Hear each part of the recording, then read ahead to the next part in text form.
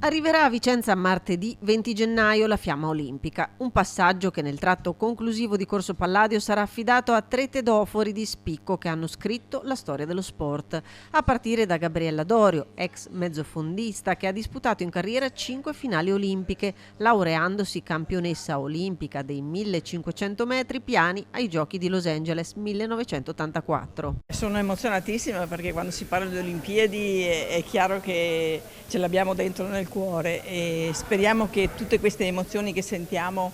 riusciamo a trasmettere a chi ci guarda e soprattutto ai ragazzi che vogliono intraprendere qualcosa nello sport. Passerà poi a Gelindo Bordin, ex maratoneta italiano, campione olimpico a Seul 1988, primo italiano a vincere la maratona olimpica ed unico italiano ad aver vinto la maratona di Boston. Spero sia un messaggio importante, faccio un grosso in bocca al lupo a tutti i nostri atleti italiani per portare a casa delle medaglie, perché le medaglie e le vittorie smuovono in maniera positiva gli animi e speriamo che tutto il sentimento che c'è attorno alle Olimpiadi possa smuovere anche gli animi di tutte quelle persone che hanno la possibilità di far finire gli scempi della guerra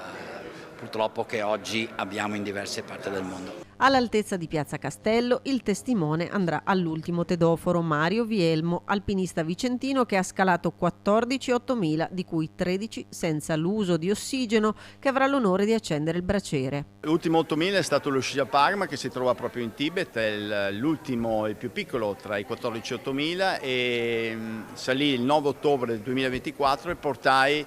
la bandiera proprio dei Giochi Olimpici di Milano Cortina, con l'auspicio insomma di dare un messaggio di pace sempre a tutta l'umanità. Ma ad onorare il passaggio della fiaccola ci saranno anche gli altri atleti olimpici vicentini.